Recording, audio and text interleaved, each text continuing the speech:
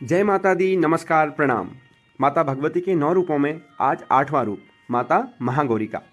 माँ का वर्ण पूर्ण गौर है, जिसकी उपमा श्वेत चंद्रमा, शंख और सफ़ेद कुंद के फूल से की गई है।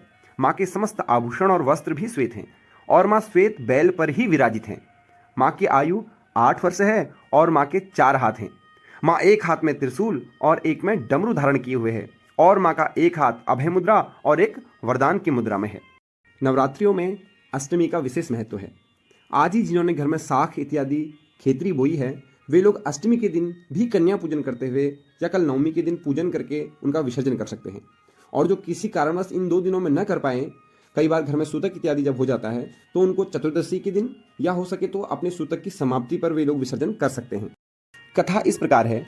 महागौरी माता पार्वती जब कन्या के रूप में पिता हिमालय के घर में थी तो एक बार देवर्षि नारद ने उनका हाथ देख करके उनका भविष्य बताया कि आपको भगवान शंकर जी को पति रूप में पाने के लिए तपस्या करनी चाहिए।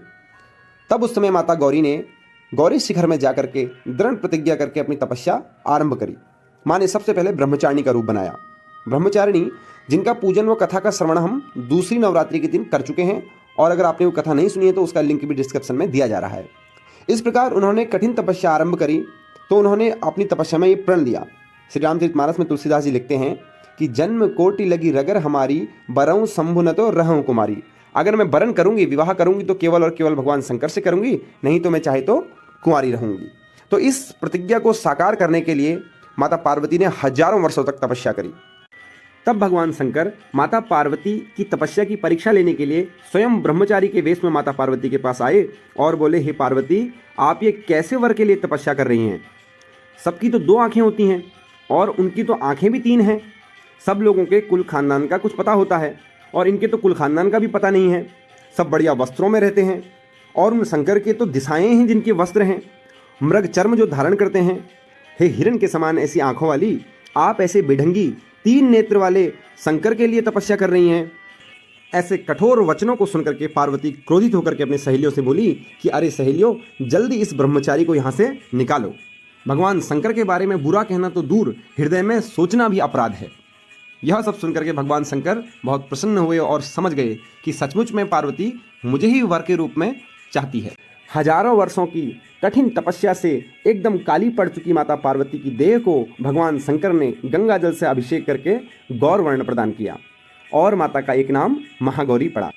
दुर्गा सप्तशती में आता है कि माता को अष्टमी, नवमी और चतुर्दशी तिथि अत्यंत प्रिय है। जो भी मनुष्य माता के इस महात्म्य को या माता की पूजा आराधना जप तप को इन तिथियों में करता है तो माँ अवश्य प्रसन्न होती हैं। वैसे भी ये तिथियां अष्टमी भगवान श्री कृष्ण जी का अवतार भाद्रपद कृष्ण अष्टमी को हुआ था। श्री रामचंद्र जी का अवतार चैत्र शुक्ल नवमी में हुआ था और भगवान शंकर जी का प्रादुर्भाव भी फाल्गुन मास के कृष्ण पक्ष की चतुर्दशी 14वीं तिथि में हुआ। तो इस प्रकार हमारे शास्त्रों में कहा गया है, देवो भूत्वा देवम यजेत।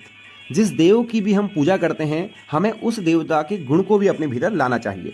इसमें विचारणीय बात है कि जिस प्रकार माता ने अपना दृढ़ लक्ष्य बनाया और कठिन तपस्या करके अपने लक्ष्य की प्राप्ति करी, उसी प्रकार हमको भी अपना एक लक्ष्य निर्धारित करके उसके प्रति संकल्प लेकर के, क्योंकि संकल्प का कोई विकल्प नहीं होता, और उस लक्ष्य को पूरा करने के लिए हमें अपना पूर्ण समर्पण करना चाहिए और उसके पीछे लग जाना चाहिए।